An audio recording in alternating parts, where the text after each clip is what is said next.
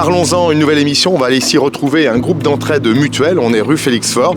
L'association Remue Ménage est auto-gérée par un ensemble de personnes aussi victimes de problèmes cérébraux. Vous allez voir ici que la vie prend un sens particulier. On vous fait découvrir le Remue Ménage.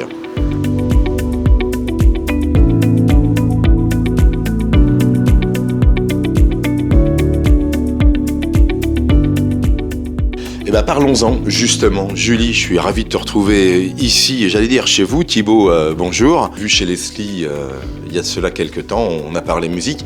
Ici, on est rue Félix Faure, on est à l'association Remue Ménage. On revient sur son rôle, ses actions, et puis vous, en tant qu'animateur, sur l'encadrement qui est prodigué auprès de personnes qui, en fait, finalement, souffrent de problèmes cérébraux. C'est ça essentiellement ici. Oui, du coup, le GEM, c'est un groupe d'entraide mutuelle qui accueille des personnes qui ont des lésions cérébrales, traumatisme crânien ou des lésions suite à des AVC ou des maladies. Du coup, des personnes plutôt qui sont en situation de handicap. L'AVC, on a des chiffres d'ailleurs sur l'AVC ici sur la région, difficile d'en obtenir parce qu'on a le sentiment que dans la société, c'est quelque chose qui a pris plus d'ampleur ces dernières années. Je me trompe ? On ne sait pas. J'ai pas de chiffres. Après, tous les AVC ne vont pas amener à des lésions cérébrales. Bien sûr, il y a des gens qui ont des AVC et qui après reprennent. Heureusement d'ailleurs. Normal. Plus classique. Donc ici au Remue Ménage, l'idée c'est justement d'accueillir ces adhérents et puis les mettre dans une dynamique d'action, dans un partage et des ateliers collaboratifs. En fait, l'association, elle est gérée par des personnes du coup en situation de handicap qui ont des lésions cérébrales. Parce que Leslie, je crois qu'elle est adhérents de l'association. Et nous, on est salariés, on est animateurs et on est là pour les accompagner du coup à faire toutes ces démarches.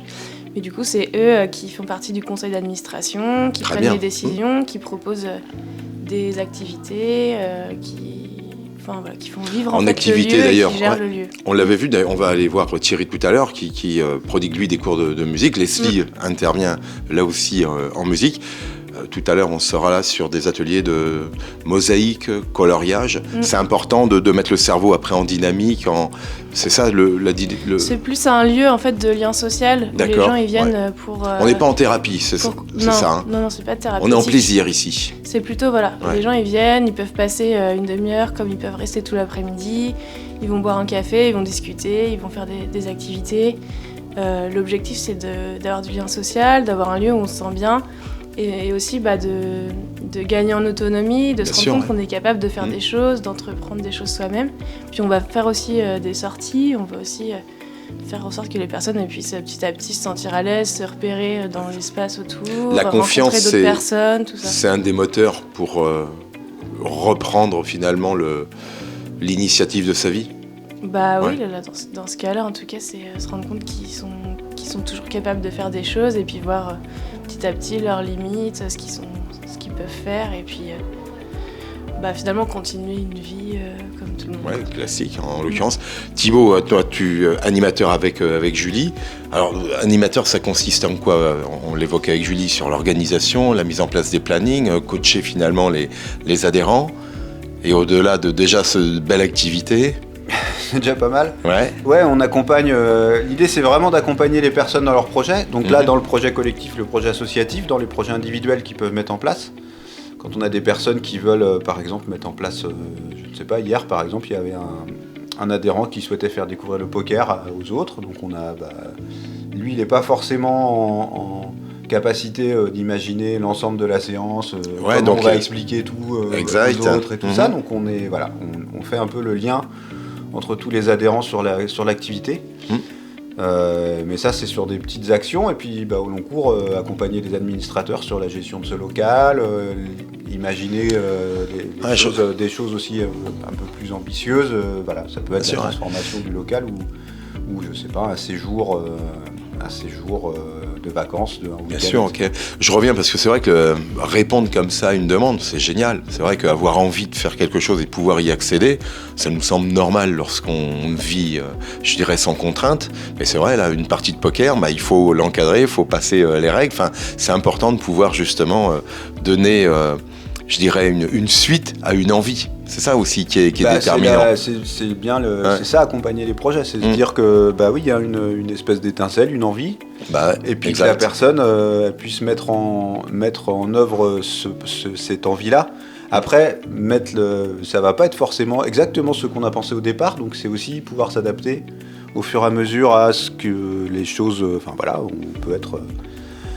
Il peut se passer plein de trucs entre le début d'un projet et la fin, Bien sûr, et c'est aussi ça qui est vachement intéressant. Et pour les personnes qui ont des lésions cérébrales, c'est assez difficile ça, parce qu'il y a des rigidités qui sont induites par le handicap, et du coup là nous aussi on essaye de mettre un peu d'huile dans les rouages et de prendre les choses aussi un peu démarche essentielle, j'imagine. Ça alors justement ici là, cette terre d'accueil, j'allais dire rue Feixoir, vous êtes ouverte la permanence, c'est du lundi au samedi, comment ça fonctionne? Non, du mardi au samedi. Du mardi au samedi. Les après-midi essentiellement. Essentiellement, d'accord. On fait une soirée le vendredi parce que traditionnellement on avait des travailleurs d'ESAT en fait sur le GEM, et donc on est resté ouvert le vendredi soir pour leur permettre de les accueillir. Très bien. Voilà, puis le samedi après-midi en week-end quoi.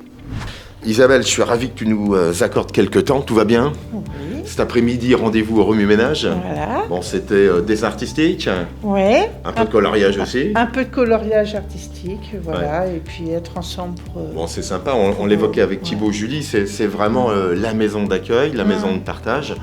Important parce que c'est vrai que lorsqu'on est sous la contrainte, je dirais, d'une maladie et puis de ses inconvénients, c'est important aussi que la parole puisse circuler facilement.